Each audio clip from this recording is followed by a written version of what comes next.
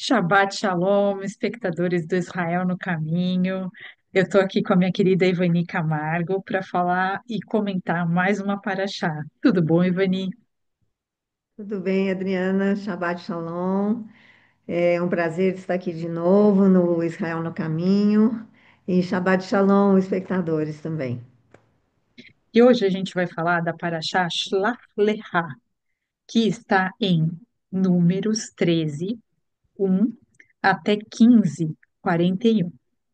Depois, Josué, capítulo 2, dos versículos 1 a 24, e Hebreus, do capítulo 3 do 7 ao 19, e Salmos, Terrilim, 64, 64. Toda essa paraxá, ela está bem amarrada, porque na Torá se contou a história deles espiarem a terra, tudo mais. Daí na Haftará, também conta um episódio, né, de Josué, Caleb, tendo que ser escondidos pela Raabe. E em Hebreus também se fala dessa questão toda que ocorreu, que a gente vai comentar um pouquinho. Então, nesses capítulos de Números, o Senhor falou para Moshe para dizendo: envia homens para espiarem a terra que eu quero dar para vocês, que é uma terra boa, né, a terra de Canaã. E eles levantaram um homem de cada tribo, né, das 12 tribos de Israel, para irem verificar a terra, não é? Só que é, eles chegando lá, eles viram que os homens eram muito grandes, que seria difícil, e começaram a murmurar e falar mal. Mas teve dois desse meio aí, Josué e Caleb, que mantiveram a fé no Senhor e falaram: opa, peraí. A gente vai conseguir porque Deus é conosco. Tanto é que eu gostaria de ler com vocês Números 14 e 24, que Deus disse o seguinte: porém, o meu servo Caleb, porquanto nele houve outro espírito e perseverou em seguir-me, eu o levarei à terra em que entrou, e a sua descendência a possuirá em herança. Ou seja, Ivani, eu entendo aqui que Deus, ele quer recompensar a obediência deles e também a perseverança, porque a nossa fé, ela tem que ter uma fé que persevere, né? Então, assim, a gente não pode, não deve desanimar, né? Por isso que muitas vezes Deus fala na palavra dele, fortalece-te, vai, não temas, porque muitas vezes a gente desanima, a gente tem essa tendência, não é?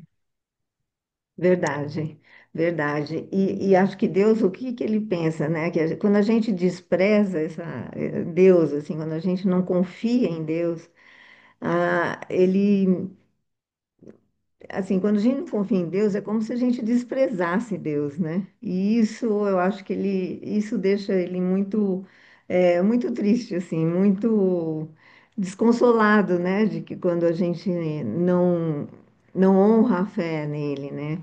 E assim, eu vi que nesse capítulo 14 aqui de Números, Deus fica muito bravo com a incredulidade de todo mundo, né? Salvou o Caleb, mas assim, ele fica muito bravo com a rebelião e a incredulidade do povo. Então, eu já tinha ficado bravo com a idolatria lá do bezerro de ouro e agora com a incredulidade. E mais uma vez, o que Moisés faz? Ele intercede pelo povo e fala, né, para Deus assim: olha, até as nações incrédulas veem o seu poder e ficam, né, eles conhecem o poder de Deus. E se o Senhor destruir o povo, eles vão dizer: poxa, esse Deus não conseguiu levar o povo até lá, a terra dele, né? Então, Moisés intercede e Deus, e sempre apelando para a misericórdia de Deus, né? E aí Deus, com a sua misericórdia, cumpre a sua parte na aliança, mesmo que o povo, com medo de enfrentar a batalha lá para entrar na terra, né, não cumpriu a sua parte tendo fé nele. E aí, assim, Deus perdoa, mas diz que eles não entrariam na terra, só os filhos deles entrariam na terra, né? E, e aí, nossa, eu fico boa de ver no capítulo 14 essa tristeza tão grande de todo mundo, né, do povo, de Deus e tal. E daí no capítulo 15 Deus fala tão claramente assim: olha, mas quando vocês entrarem lá, como quem diz, mesmo que vocês não tenham fé, mas quando vocês entrarem lá, me ofereçam ofertas, né? Assim, então, eu acho que é assim que Deus faz. Eu falo assim, bom, coitados, eles não creem, né? Mas eu estou aqui cumprindo as minhas promessas. É verdade, ele não mente, né? E é engraçado que eles ficaram com essa incredulidade, mas o tempo todo que eles estavam no deserto, Deus colocou aquela coluna de a nuvem, aquela nuvem de dia e a coluna de fogo à noite para dirigir eles, né? Imagina que experiência incrível que tiveram e mesmo assim estavam incrédulos depois, né? Por quê? Porque o ser humano acaba tendo às vezes essa tendência, né? Então, como que a gente não terá a incredulidade? Qual será o antídoto para isso? Acho que buscando cada vez mais a presença de Deus na nossa vida, buscando Ele através da palavra, louvando, adorando a Ele por tudo que Ele faz, não é? E quando você falou de Moisés interceder pelo povo, né? A gente conversou antes de gravar que Yeshua faz isso por nós também, ele intercedeu. Não quero que você os tire do mundo, mas, né, que eles estejam conosco, né? Que a gente seja um com eles, né? Então, essa preocupação do Senhor conosco é muito importante, né? Pois E a é. gente consegue ver. E, e assim, a gente vê lá em Hebreus, né, que quando em Hebreus falam muito sobre, fala um pouco sobre essas questões assim da gente ouvir a voz de Deus, né? Como você falou, o antídoto para a incredulidade é a gente procurar um relacionamento com Deus, que a gente ouça, que a gente possa saber qual que é, né? Como Deus é tão onipotente, tão onipresente, que nada vai escapar para ele, né? Então, aqui em Hebreus, ele fala assim: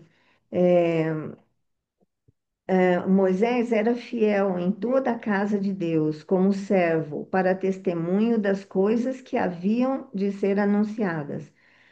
Yeshua, porém, como filho, então ele compara o servo com o filho, o Yeshua como filho em sua casa, a qual somos nós, se guardarmos firme até o fim e a ousadia e a exultação da esperança, assim, pois, como diz o Espírito Santo, hoje, se ouvirdes a sua voz, não endureçais o vosso coração, como foi na provocação, no dia da tentação.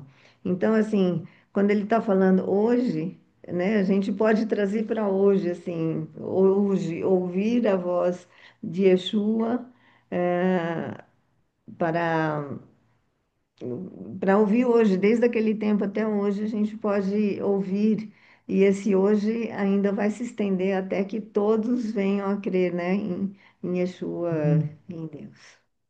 É Eu vejo verdade. assim.